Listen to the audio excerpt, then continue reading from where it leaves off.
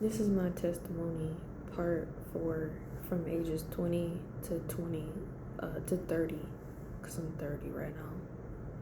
So I don't remember everything, but I'm really hoping that as I talk about these experiences, that God brings stuff to my remembrance so that I can talk about it in more detail. Alright, so here we are. I probably should have did that earlier. Anyway, so I graduated high school at 19. Yes, I was old. I stayed back and have a late birthday. Don't judge me. Actually, I don't care.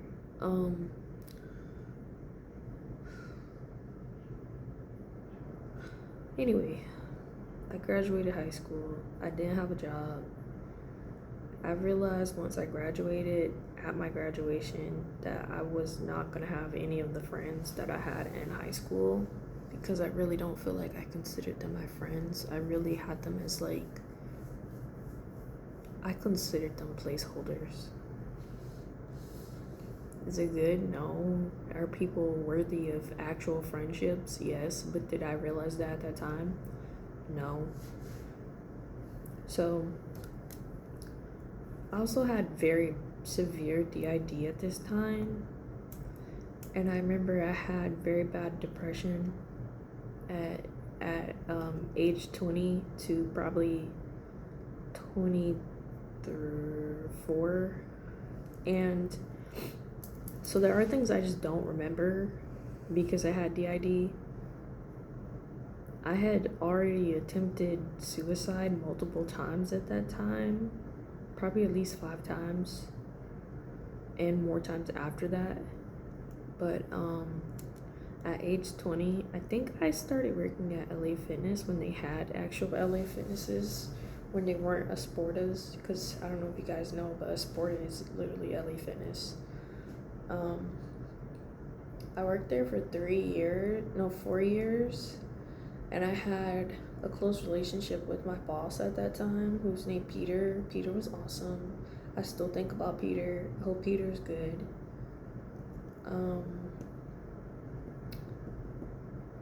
I also knew he was...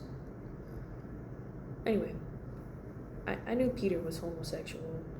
It was very common knowledge that everyone knew that, but... And I think he knew I was Christian. I have no idea, but he was great. He even took me to work one day from my house because my family wouldn't allow me to take... Well, let me say, they manipulated me to not take public transportation. And my boss, Peter, came and picked me up from my house to work. He also rehired me during COVID when I was homeless, but he didn't know I was homeless. And when I worked at LA Fitness is also when I realized how you actually can tell when kids are demonically oppressed, and I also could tell when their kids were Christian or not. And it's not based on behavior, it's based on spirit. I had this kid one time that they were holding my hand, and then they started... I didn't have any nails at the time. So when you don't have nails and your nails are already bitten down to nail bed, if you do this, it will cause so much pain. And a kid did that to me and looked up at me while causing me horrible pain. And then I remember there was a 3-year-old, and I remember I told him no, and I don't remember what I told him no about, but this little boy was 3, and I looked him in the eye and I said no. And he started running around the room, throwing everything out of the bins. He tried to flip a table, and at one point I just was like, okay, well he gonna do what he gonna do. This ain't my child. This is not my child. So I just climbed the little outside of the play area and just sat down and called his mom. And I also was trying to see what he would do if I put a man in the room. And as soon as I put a man in the room, he started watching me like this. He was like this on the gate, like this, like watching the man. And I was like, that's a demon.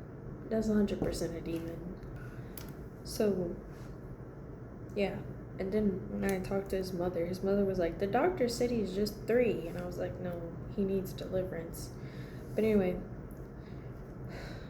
let's see, 21, I was still working there. I would not say working at a gym it was great in some standards. Like, I had access to a free gym, but that was literally the heaviest that I ever was in my entire life. So I wouldn't say that it actually helped me exercise.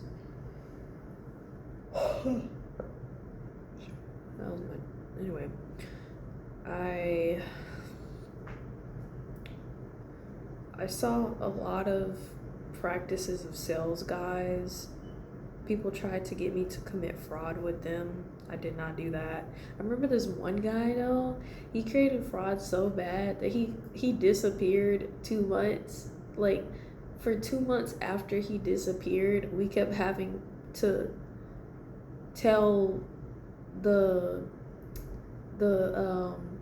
manager, hey, this person was fraud. Let's call him Jim. They were like, Jim, this was one of Jim's guys. And I was like, oh, anyway. I saw a lot of gossiping. People kept telling me their life stories a lot, especially coworkers. There was a lot of turnover, so I was able to work there for 4 years. But in those 4 years, I met so many people. Maybe I'll make a separate video about this because it was a fun experience. And I don't really want to go that in depth about this because I don't want this video to be forever long. But I saw a car ran into our kids club one time. I worked at the Castleberry one. I had a lady that was really passive aggressively mean, and then she, for no reason other than spiritual reasons, it had to be because I didn't interact with the lady, she cut my schedule to 1 day a week, and then when she quit, she had me working every day. And then a car went through our kids club. That was crazy. A lot of scamming of minors, scamming of regular people. Like, the guy, what he did was he would tell people, hey, give me $500 right now and I'll put that on your like a pre-authorization for your account, and then he would take the money and wouldn't get them an authorized real account. Another thing was they never canceled personal training ever, and they would try really hard to not cancel memberships. But I actually got hired on because my manager wanted me to be him when he wasn't there. Which, now realizing that, is insane. How? That was my second job, but I was writing as an admin of an entire gym at 20. And it was supposed to be a seasonal position, and then he just kept me, and then I worked there for 4 years. That's God. 'Cause how? Anyway, 22, I was still working there. I was actually still at home. I was very depressed. I really feel like the only reason I lived at that time for myself during that time was because I felt like I had to protect the kids that were at the kids club, and the kids really liked me when I had the ID, which is very confusing to me as well because I also should have had a psych val, in my opinion, working with kids, because I only had a background check. I had an FBI background check, and that was it. But as well as the fact that I literally told them that this guy was harassing me, and then they let him in the kids club. So yeah, a background check is not enough. So And then I went to, when I was 23, initially my dad is the reason I went to this school. I'm not going to say the school because I don't like the school and because I would never ever suggest anybody go there. But I went to a technical school to receive a recording arts and show production degree, or, well, not degree, certification. And that is around the time that COVID started. But the reason I got there is because my dad signed me up, because he was like, you don't do anything. You play music, but you don't do music. And I had already said that I wanted, actually, I don't think I said that I wanted to learn how to make music. I think I just, I don't know. I think he just tried to like harass me about it, and I felt bad about myself, and but yeah, he signed me up for a group tour, and I liked the group tour. I was lied to about the group tour, and I ended up going to school. And COVID had just started while I was in school, so I only got to do a couple of the classes before it became online, and then it became, oh, you can audit the classes when we were allowed to have students back in school. I also didn't have graduation, which probably is fine because I had a horrible time with the students as well as the staff, because I got sexually harassed by a student and I had a student slap me in the face. So, I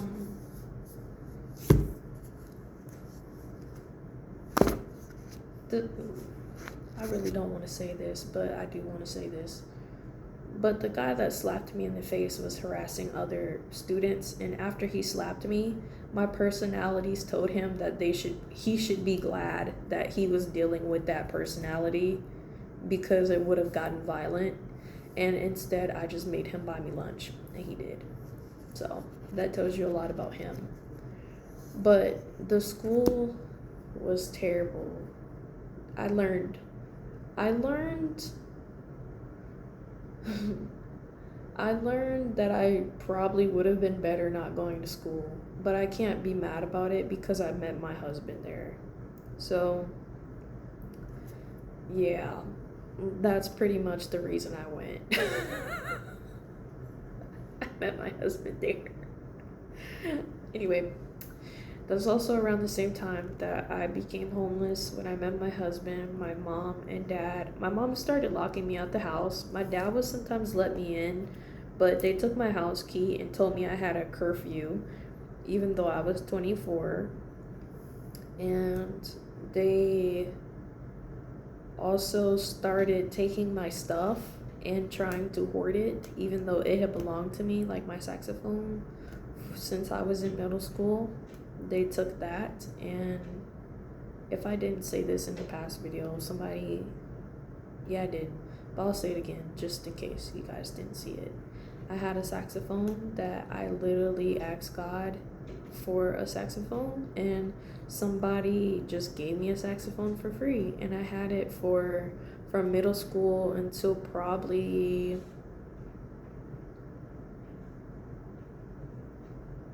probably 3 years ago. So I've had it for years. The only thing was I had it when I was homeless, and it got water damage in it, so I couldn't keep it because I couldn't play it anymore. But it was a blessing when I had it, and I'm very thankful for it. But yes, my parents tried to take that from me, which didn't work. But oh yeah, and I tried to like stand up for myself to my mom, and then she asked me if I was smoking crack, and I thought that was funny. I still think that's funny. But anyway, she also told me that I asked her if I could live in the garage in front of my spouse now, and she told me that I needed to. She suggested a house that was a well-known crack house, and then when I said that's a crack house, she told me, so you're too good to live in a crack house.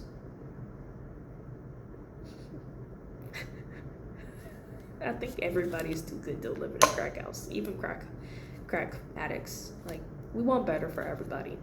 But anyway, so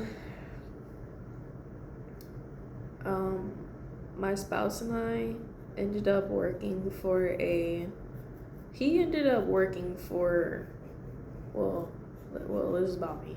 So, this is my testimony. Anyway, I ended up working for a staging company in Florida with him while we were homeless.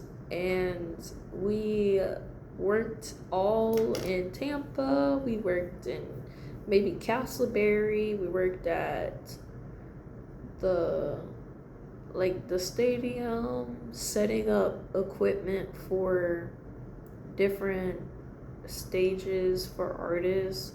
I remember we did 2 Kane Brown shows. We did Justin Bieber show. We did Andre Bonicelli. We did, I think he was a Mexican or a Spanish artist. I don't know. I just know that they didn't speak English and that they didn't hang their wires properly. So we spent 5 hours untangling cables. But I didn't do that. I did another task because I'm not going to sit here and get cables that's this wide and untangle. They're not this wide, but the knot was that big. I'm not doing that. So I did something else. But other people spent 5 hours untangling them.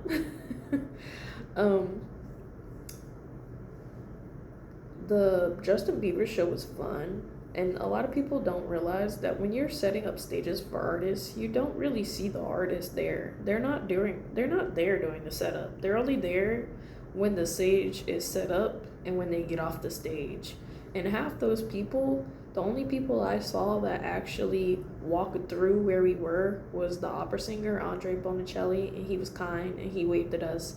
And Kane Brown walked around like he walks like a WWE superstar. Not like that's rude. Not like that's bad. I just thought it was funny. Because, like, if you ever seen, like, a WWE, like, superstar back in the day, and they just have, like, a whole bunch of people around them, but they're, like, super tall, that's how it was. It was hilarious.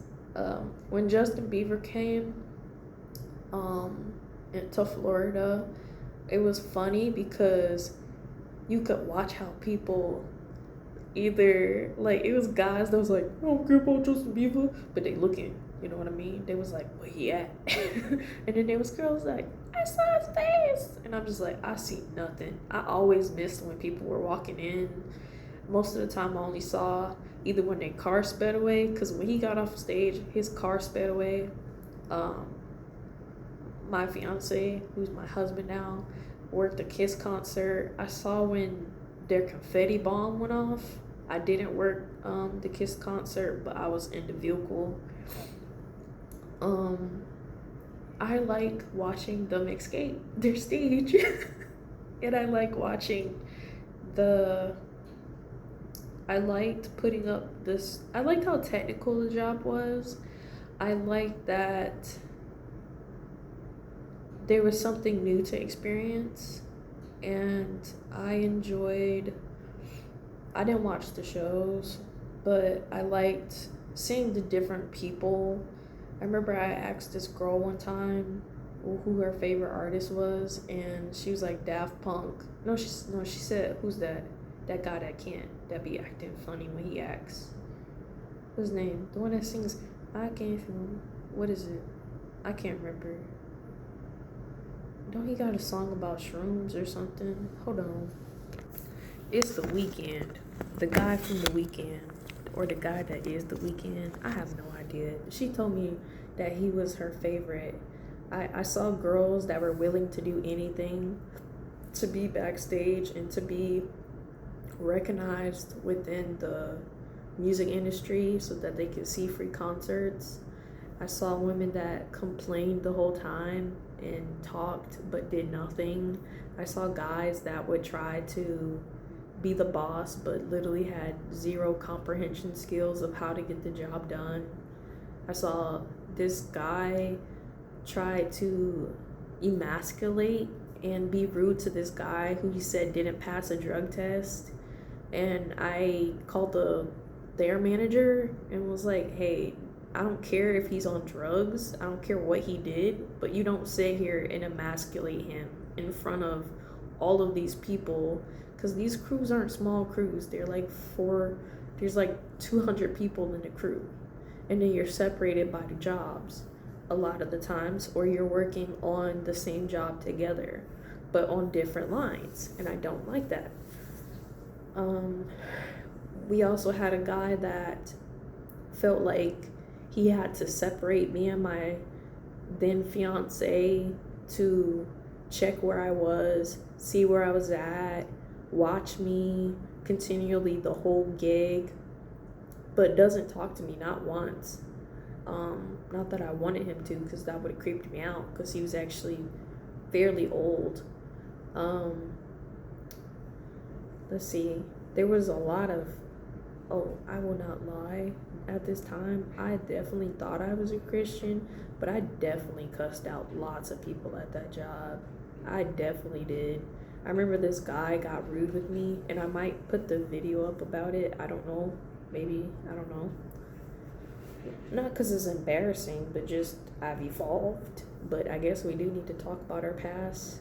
But he tried to call me stupid, and instead of me accepting that he called me stupid, I just said, hey, because I'm stupid, can you show me how to do this job?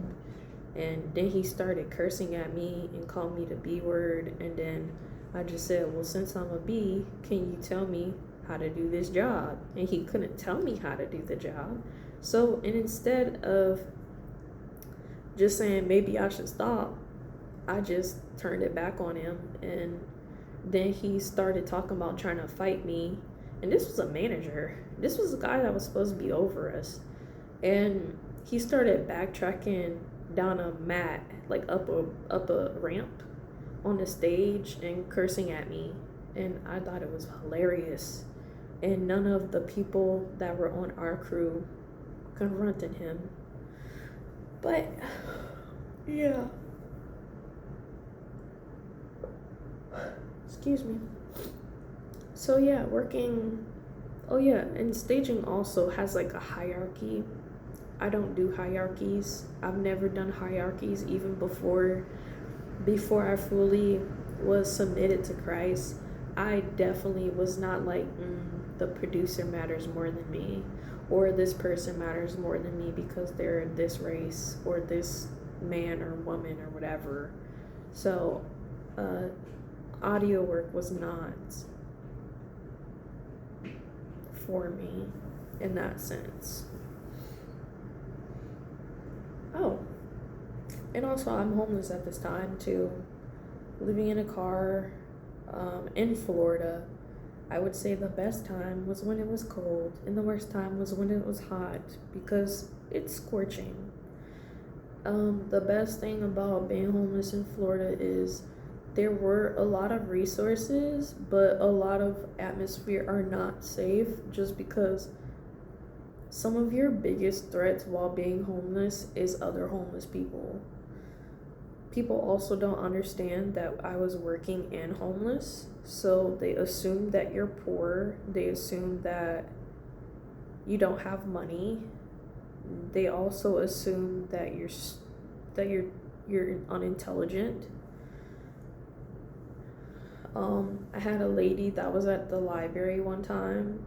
I remember she asked me one day randomly. She always used to stare, and she just asked me. It was a black lady, and she just asked me, what do you do? And I was like, oh, I'm a musician, I enjoy music. And she was like, oh, so that's what you spend your money on? And I was like, I didn't even tell you anything. I don't know what your problem is. And after that, I remember, I don't know when it was, but at some point I confronted her, and I talked to her with her manager and said, hey, I don't like you. I didn't say I don't like you.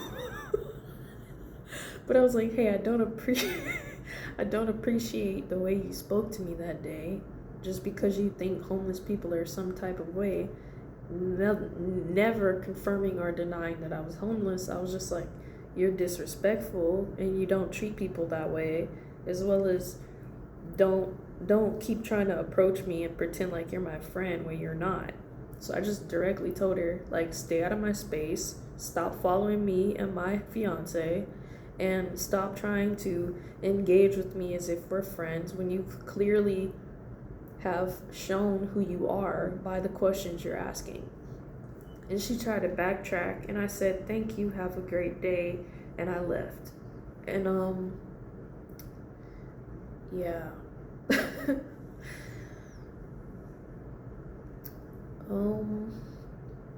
Oh yeah, I was working. It's not hilarious, but it's hilarious. To me, it's funny now. But when I was, I think, 26, so about 4 years ago, I injured my back very badly. I was working at it's funny because anyway, I worked at an Indo-Chinese restaurant, and it was great. When I tell you that, I also have to say I worked so many jobs in Florida. I had so many jobs that I really don't know how many jobs I had. It had to be at least 100, because there was times where I had 2 jobs, and once those 2 jobs where the people would either start hating me, or I just didn't fit in, or it became aggressive, or sexual harassment, I would rotate to another job. And so at most I had 4 jobs, and at least I had 2. And not even counting how many jobs my spouse had at that time, or my fiance, now spouse, had at that time. But at most I had at least 4 jobs. And this was a job that was actually pretty good. It paid really great. For a single job, I was a busser at an Indo-Chinese place. And excuse me, I tried to move a table because a party wanted to push the tables together so that they could sit together. And as soon as I did it, I couldn't walk straight, and I broke a glass. And the place is right next to like a koi pond, and anyone who lives in Florida knows where this place is, because it's literally the only place, and it's only one place that has a koi pond. But and it's not like I signed an NDA that I can't say the name, but I just don't care to say the name. Also, I don't think I remember the name. But anyway, I just know the food they served. Excuse me. I'm so sorry. So yeah, I in the middle of service, I was like, I can't walk. I can't work. So I tried to tell my manager that. He got mad and then called him, and then I left, right? And he called me and was like, hey, you just quit. Oh, his friend called me, who was also over the business, and was like, someone says you just walked out of service and you quit. And I was like, I didn't walk out of service and quit. I'm sick. I'm not well. I need to go somewhere because I can't walk. And man. Anyway, I also had a private doctor at this time. Believe it or not, you need a doctor. I had a private doctor. I was praying for a private doctor while homeless, and because I had health issues, and some of those were spiritual. But anyway, I eventually talked to my doctor, and my doctor was like, yeah, you need to sue those people because you have injured your back and it's really bad. And because of him, I ended up going on workers' comp. Workers' comp basically sent me to this place for senior citizens to help me to be able to learn to walk again. I literally couldn't sit down the only way I could have relief, and it wasn't even relief, was if I laid in like a little baby ball, like in utero, and I just couldn't move. Speed bumps would like cause me to cry frantically. I was in so much pain.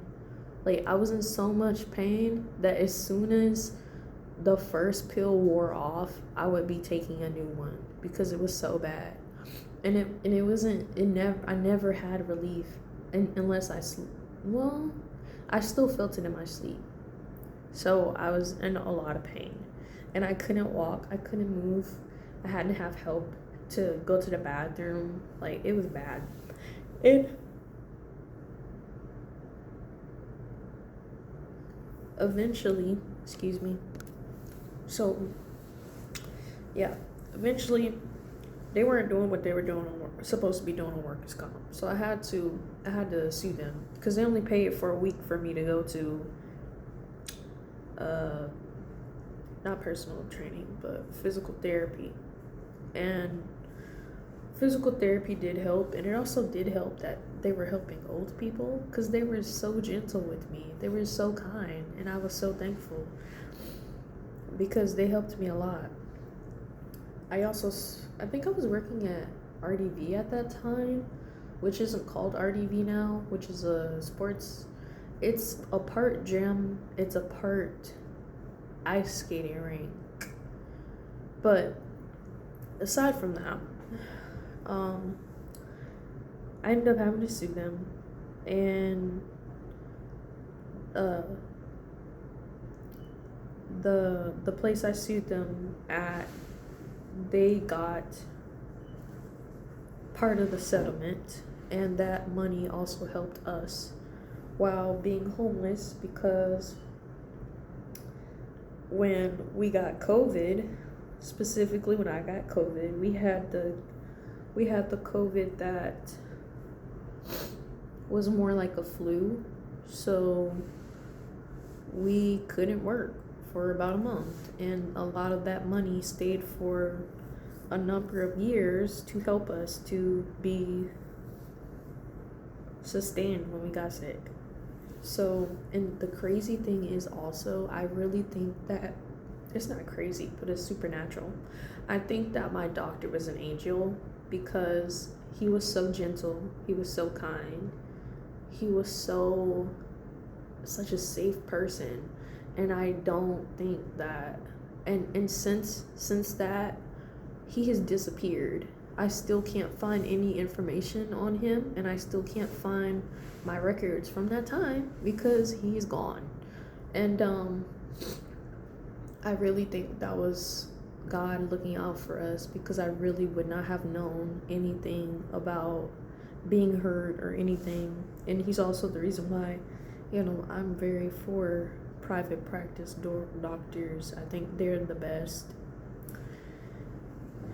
And I think sometimes as women, I think we need men doctors. But yeah, that's another story. But yeah, end up suing, getting money. And in that time of getting money and waiting for the check, because they don't just write you a check the same day that you win a lawsuit, right? We were in a place where I was wondering if we should share with the people that we were with, and I prayed about it. And as soon as I prayed about it, I said, hey God, if you want us to be able to stay here and like be like sharing and doing all these family things, whatever, help me please to be able to stay here. The next day, got kicked out. Well, they told us we couldn't come back. No, they told us we had to go that day. And then we got the check. So I was like, oh, not sharing. Thanks, God. I was like, now you told me that these people are not worth my time and energy. So thanks for that. But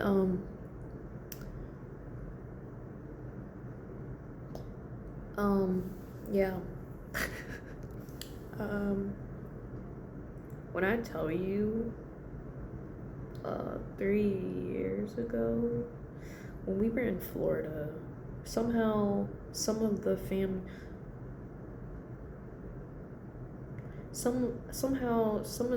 that lives in here that I have on my mom's side got in contact with my mom, and then they found me because my mom was lying and saying that I was living in an apartment even though I told her I was homeless.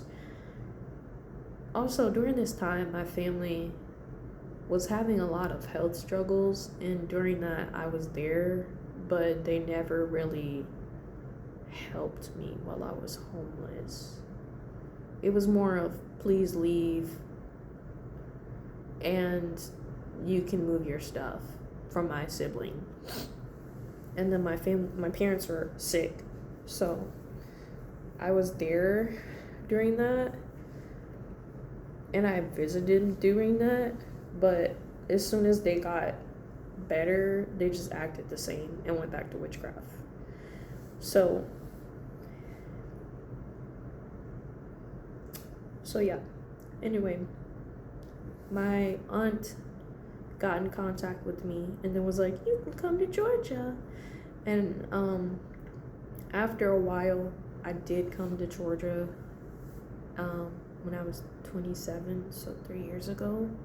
And which really is strange because it doesn't feel like I've been here that long at all.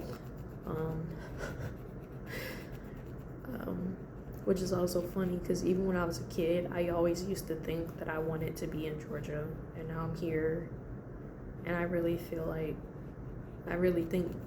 it was ordained for me to be here. But anyway, we went to Georgia. We lived in my aunt's house, but my mom and my aunt are literally identical spiritually. She does witchcraft. She sings in the choir. She even tours, but she's a witch. I've never encountered so many supernatural things in my whole life as when I was living with my aunt. There was a time where I anointed the room that she allowed us to be in, and she wouldn't walk in that area after I anointed it. At one point, I realized that she had the spirit of my mom, her daughter had the spirit of my sister, the other, her, whatever he was, had the spirit of my other sister, my aunt's guy had the spirit of my dad, and then, because I realized I was being treated the same. She tried to love bomb me, and she gave me a heap of clothes. She gave me 3 laptops. She kept trying to buy stuff for me, and I rejected it all when I left. Because I was like, none of this is worth all of this. When it was my birthday, she just completely ignored me the entire day. And I have always had a lot of warfare for my birthday. Like when I was little, my siblings used to say that I was born in the month of the devil and that I was born on the day of the devil, because I'm born in October and I'm born on the 6th. So they were like, yeah, you're a demon. And when I lived with my aunt, she ignored me my entire birthday. And I've just had a lot of warfare for my birthday. Even when I was a kid, my mom would purposely try to cause me to cry or have some type of heartache on my birthday. And that's also the last time I got to eat cake and real sugar 3 years ago. It was great. It was a great cake. It was a rainbow cake, and it had buttercream icing, and it was delicious. And that's the same week we got kicked out because she tried to give us a deal that had it basically was telling, the contract was saying, and I still have the contract. The contract was saying, oh, well, you have to sign this because there's nothing wrong with the house. It's your responsibility to take care of the house that's already broken down. Like, I had stuff damaged from living there. The plumbing was messed up. There was no heating or cooling in the room because it essentially was a shed that was manufactured to look like not a shed. And oh, also when I left, when we were having a conversation, she was like, I know you know who I am. And I was like, And then she was like, she also told me she saw my notebook. And the thing was, I never showed her my notebook. I never showed her anything that I was writing about the gospel. And she said she saw it. So I was like, there's no way you can see my notebook unless it's in a counterfeit way. And yeah, she said, I know you know who I am. And she said, but does he know who I am? She's working with witchcraft. And the only reason her and my mom know exactly what's happening is because they see each other in the spirit realm. Because there's no way, because they don't even have each other's phone numbers. So how would they know all this stuff? And how would you see that if you weren't working in a counterfeit way? And then there was always sounds outside the room, but never in the room. And that's the same stuff I used to hear when I went to Rollins. It would be banging, crashing, pushing, shoving sounds, but there would be nobody in the room. And I would hear that when I was living with my aunt. And it's sad. My family, I basically moved here to get to know my mom's side of the family, and all I confirmed was that everybody's a witch. Well, specifically, there are witches. And then that other people don't know they're operating in witchcraft, but they're just doing the same thing, but not realizing it. Some they know and they don't care.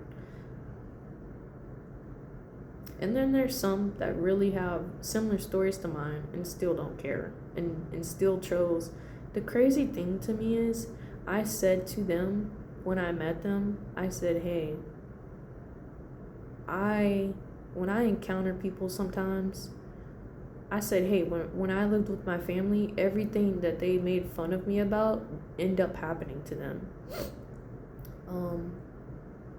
Bodily sickness, financial issues. And I've told that to 2 different people, and both of those people ended up doing something to cause me harm and ended up causing themselves harm. So God warns, and people don't care, especially witches. And people that just think they're big and bad, and they're just not, because God's bigger.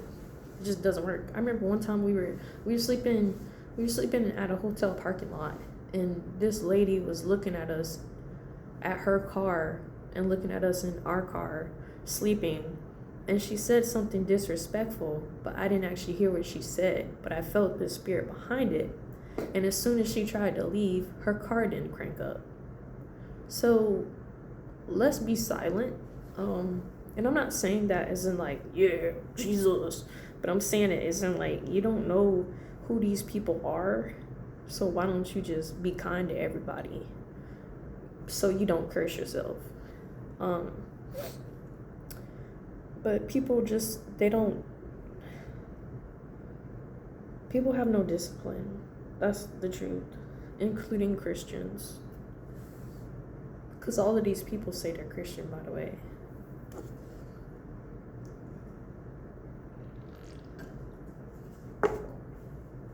I actually wanted tea. I'm not being messy. Anyway. So yeah, I got married in Georgia while homeless. And so before we actually got married, I felt in the spirit that whatever was about to happen, well, let me backtrack even further than that. I felt that we were, I felt like we needed to get married because we were already engaged for a while. But I felt like we really needed to get married. And I felt like we were prolonging the process of whatever God had us to do if we didn't get married. So we ended up going through a tornado. I heard what sounded like a brass section, and we were parked between two trucks because the car was rocking like this in the storm. And this was worse than any other hurricane that we had been through, because we were in hurricanes in Florida, but we parked at the hospital parking garage because it's 24 hours and they don't bother you there. So we parked in the parking garage in Florida when it was a hurricane. But in this instance, I don't know any of them here. So we parked between two trucks when it was the hurricane because I was honestly scared that we were gonna flip. And then I felt like that experience caused us to also get married sooner, and also just the calling of Christ for us to get married. So we did. And then we were still homeless, and yeah, we were still homeless. And I did have a wedding dress. It broke. It's also gone now. It is gone with wherever the car is that we told it. Anyway, going further. So yeah, at this time of us all still getting married, I felt in the spirit that God was saying something was going to happen to the car. And I was like, nothing's going to happen. I was like, you gave us a great car. It's a great car. Everyone knows this car. I like this car. I don't want to be homeless, not in a car. So I was just like, I'm just thankful, just really thankful, just thanks. So, I'm telling you, I've never been in a car crash, never have seen car crashes, but the sun was very bright that day, and we were driving down the road, he was driving down the road, and the sun, when I tell you, it didn't look like I've never seen the sun look like this before. It looked like somebody put the sun in our face and there was no corner of where the road or horizon was. Because at first, I was looking at the road and I was like, we're going too fast. And then as soon as I tried to turn to say, hey, slow down, I just saw the sun look completely yellow. And there was nothing else to see.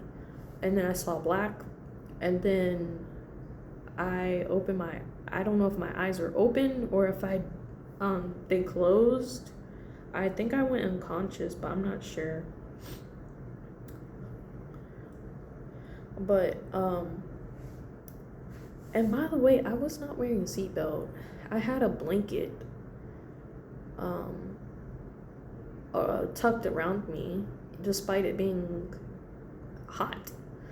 And if I didn't have the blanket around me, I would have died because we hit a back of a truck. And when I tell you our car looked like it was like this, like the whole front of the car was gone and this truck was just sitting there perfectly fine. And then that truck hit another car. And I didn't get hurt. I didn't get hurt at all. Nothing happened to me. My spouse did get a contusion on his head, and he had to get stitches, which I removed. But yeah, we had to so we went from God already telling me something was going to happen to the car to we have nowhere to go. We sleep in a car and we don't have anywhere to go, no one to go to. And we're also newlyweds. So it was awful. It really was. And I was terrified Because it's like when you're homeless and you sleep in a car, you're used to moving, you're used to having the freedom to go where you want, and you basically live by your schedules and you live by whatever you need to do, really. And to now you have no vehicle and you have nowhere to go. And if you want to go somewhere, it's gonna be the sidewalk. And we were also going to a church at this time, and we rented a U-Haul, took all of our stuff out the car because it was totaled. The car also, the brain died, so all the stuff that was in the trunk was also gone. I lost my wedding dress. I lost most of my keepsakes, which I honestly didn't need because they were demonic and from demonic places. So thank God those are gone. I'm also okay with the fact that my wedding dress is gone because it was ugly. It truthfully was. And it was broken. So, we live, we learn. But, yeah. So yeah, we ended up, we actually talked to a guy about at the church, because he asked why we were in a U-Haul, and then we told the truth. And then we ended up living in a house that church owned. I don't know if I've talked about this, but it was very hard and we already had jobs. We had jobs that were nowhere near close to this house. So at first we were Ubering, then we tried to rent a U-Haul to get to places. That did not work. It was too expensive. Then it was, we're walking. But the problem was we were working with people that said they were Christian, but they weren't Christian. They would tell us what we were supposed to do. We'd do it. It wouldn't work out. And then they would get mad at us that it's not working out. The pastor, I don't honestly think was supposed to be a pastor. I think his kids are anointed, but I don't think he is. I think he's supposed to be doing something other than supposedly leading a congregation. Everyone was extremely cold. There was a lot of witches there. There was people that were demonically possessed.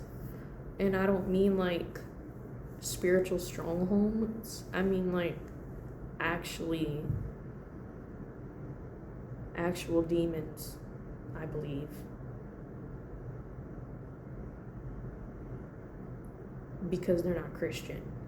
But it was very difficult. And if I had the ability to leave, I probably would have left. But I think that God wanted us to see how fractured this congregation in church was so that we could help eventually build church. That's okay.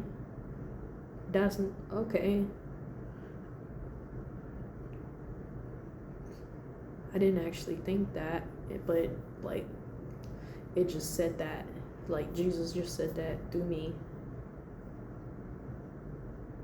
Anyway, well, yeah, I've noticed a lot of God has been showing us about the body. So I do think a lot of people are supposed to help with building the body, and I feel like that's a part of my call as well.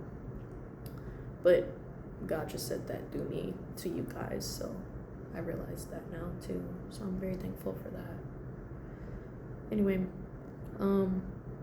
yeah, church was hard. Also, when I got married, my personalities were already disappearing, and by the time I actually got married, they were already gone. Thank God, because I like myself and I want to live who God created me to be, not be who I am based on the trauma I've endured, because that's usually what happens when you have multiple personalities. And the funny thing is, a lot of them are completely not like me. They were very talkative, very expressive, and it may seem like I'm expressive, but in my day-to-day life, my face is cool. And I don't inflect very much. As much as I do here, but that's because I love Jesus. So I'm naturally more excited. Anyway. So yeah.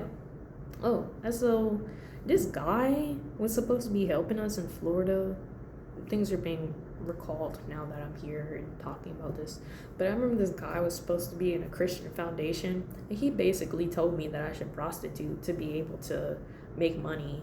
And by the way, I did not do that. Why would I want to come away from prostitution by being in my family line and then go back to prostitution as a homeless person? And the truth is, a lot of the times people are also homeless because they don't want to prostitute, as well as just family issues or not having a family. There's multiple reasons people are homeless, and if we give people the chance to talk, you'll actually understand. And then there's also people that are homeless because of their own consequences, but you don't know unless you ask. You can't just typecast everybody in one situation, as well as because we're a couple, there's not as much housing for people and help for people that are married without kids, as well as if I would have had a child, I would have gotten more help. And I'm not going to do that to have a kid to have help. That's deceptive. So yeah, there's not a lot of help for just men, just women, or a family that's not having that doesn't have kids right now. So there's a lot of things going on. But yeah, anyway. Oh, so yeah, back to the guy. The guy was at a Christian organization. He also tried to chat with me as if we weren't as if me and my now husband, weren't fiancés at the time. He was crafty, and he was short, and very effeminate. Why did I say that so loud? But no, he was very effeminate though. He was very effeminate. He was very stereotypical women behavior. Like, I think a lot of people think that women are very like, hey girl, what you doing, girl? And he was very like that, and I'm not like that. He also called me a socialite. I'm not a socialite. I really don't like being social. And as I've been consecrated by Christ, I've rarely talked. In the last 3 days, I've probably talked not that much. So that is not true. I've noticed a lot of people try to prophesy stuff over me, and a lot of it is just it's such a lie. Anyway, I've only had maybe one that was true, and that was because I thought that was the person's pattern of their life, but it wasn't. It was just a moment, which is sad. But anyway, yeah, this Christian organization was very helpful. We also grilled while we were homeless sometimes. We would grill in the park, or because it saved the money at that time. But then we also donated some of the groceries too if we couldn't have it. Like, for example, one time they gave us a sub tray. We live in a car. We can't have a sub tray. So we went to another charity and donated it to them. Or like another time they gave us a cake. Why we need a cake? Like, sometimes it's really hard. It was so frustrating. People would try to help us, but then they would give us stuff that was more of a hassle than a help, because people don't understand what it's like to live in a car. You don't have a fridge, you don't have a bathroom. Like, I can't have a sub tray, I can't have a charcuterie board.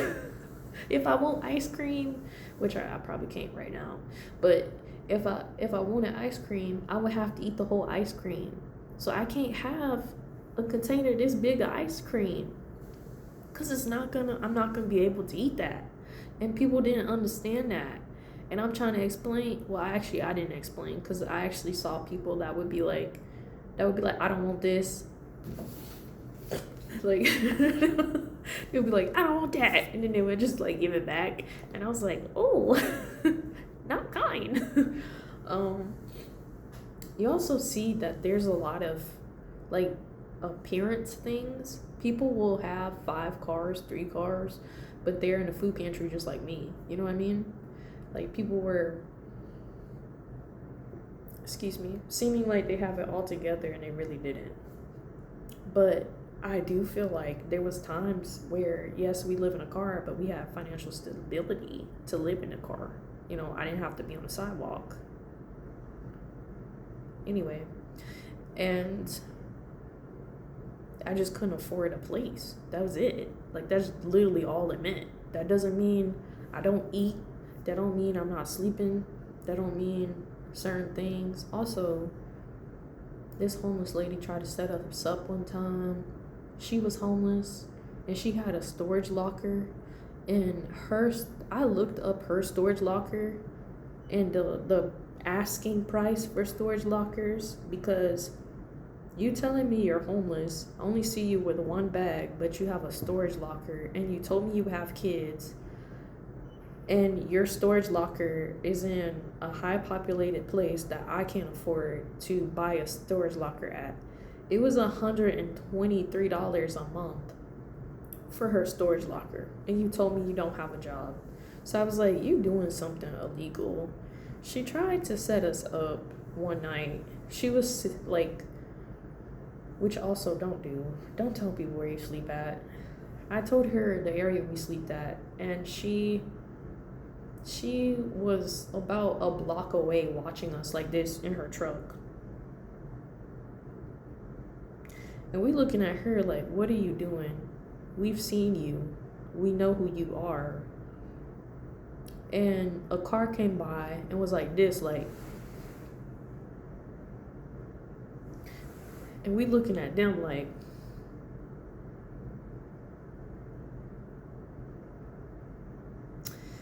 and we just went to sleep and they didn't do anything. So, and I've always prayed for faith where you could just go to sleep when there's nonsense around. I remember we saw one time, there was a guy, he had a suit that was red, white, and blue, like Colgate. And I appreciate if anybody is listening to this, because I might make some of these shorts because I find them hilarious. Like, it was funny.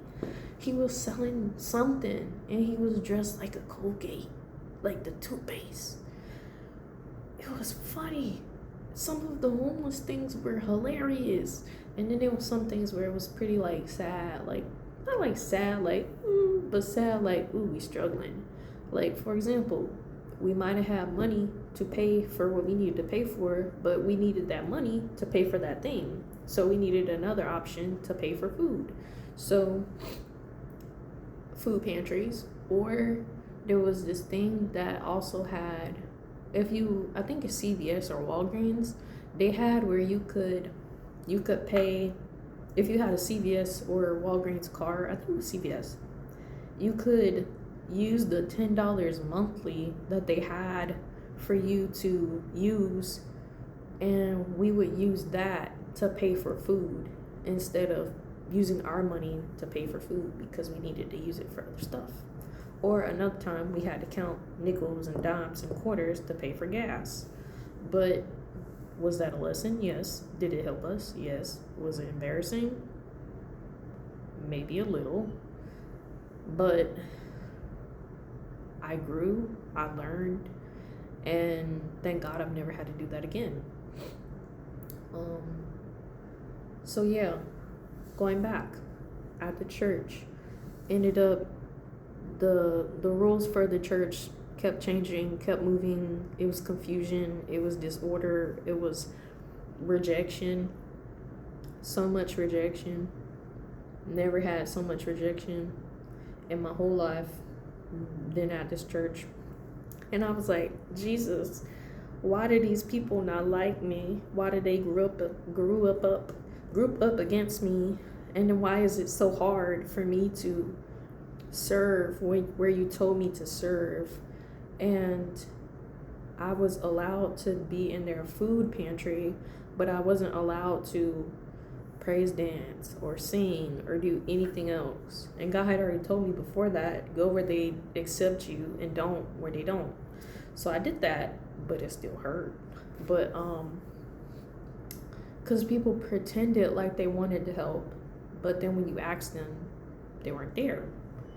And for me, when that happens, usually I would just be like, just don't send an offer. Just keep it to yourself. Just lie by yourself. You don't gotta tell me. I wouldn't know. But that's not how people are, because people are deceitful and these spirits lie. So, excuse me. Again, this is what happened, how we got out of it. They said, they just came one day, said, hey, y'all need to come out. And we said, right now? And they said, yeah, we turning it into a nursing home. And then they said, hey, we got a couple days for y'all at a hotel. They gave us 6 days, and then we just never heard from them again. And they never checked on us again. And we just accepted that that was probably just us getting kicked out. We did receive a blessing from them, but not a financial, not really a financial blessing, but God did bless us with a vehicle at that time. But yeah, we just ended up out. And then I ended up in this house. Well, not this house, because I'm not there anymore. But we ended up at a house that was a former employer's house, and that was terrible too. It was I wouldn't say it's terrible. It definitely was a bed, and I was like, ooh, a bed. I want to sleep in a bed. They had a bed. But it was definitely unfinished, and it was apparently so bad that when she spitefully cut the water off, because I was, again, I've told you guys, I have F&D. I forget things. It's been literally a consistent problem throughout my whole life. I forgot to pay rent on the Saturday, and then on that same Saturday, the water was cut off. And the way that the person was responding, I was like, yeah, they're mad at me. I don't know why they're lying, but they're lying. And then I called code enforcement, and then code enforcement condemned the house. And now we're not in the house. Also, during the same time, I had also been fasting for 40 days. So I literally had said, God, if there's anything that is preventing me from growing and moving on, please separate me from it. I got separated from where I was staying. People that were lying to me stopped lying to me. What else? I got truth about stuff I didn't know, and I grew a lot spiritually, to the point where me and my consecration with Christ has been grown to heights I didn't even know were in the Bible. Because yes, I've read the Bible, but I am not physically capable of memorizing everything. But I have grown from that fast. And spiritually, my eyes have been open to a lot that I wasn't aware of. And I'm very thankful for that. Even if the price was a lot of pain and ultimately not being in a home. So that's my testimony. I've been very grateful to be a part of it. I'm saying part of it, but I am grateful to be part of it. It's not like I have a choice in what my life goes, but it's just, I'm very thankful for everything I've learned, and I'm very thankful for Christ and how he has opened my eyes to things I really would have never seen, and the discernment that he's allowed me to witness, and the places and people I've met along the way, because I've met people that I have been able to give word of knowledge to and give guidance to, and I didn't think that I could do that or that I was needed to do that, but I've accepted the call that Christ has given to me, and I've asked to be a vessel multiple times, and I actually was asking even as a kid, even though I didn't realize that's what I was doing. I was saying, God, I want you to be able to say Stephanie, and I say, yes, God, and then that's how it is. And I'm excited for this journey as it continues, because it's not over. Jesus has a plan for you and me. Anyway, God bless you, God keep you. If you watched it this far, I greatly appreciate it. And I'm impressed because, yeah, I'm impressed. So keep believing in Christ, knowing that He has your back and He has a purpose for you. God bless you, God keep you. Amen.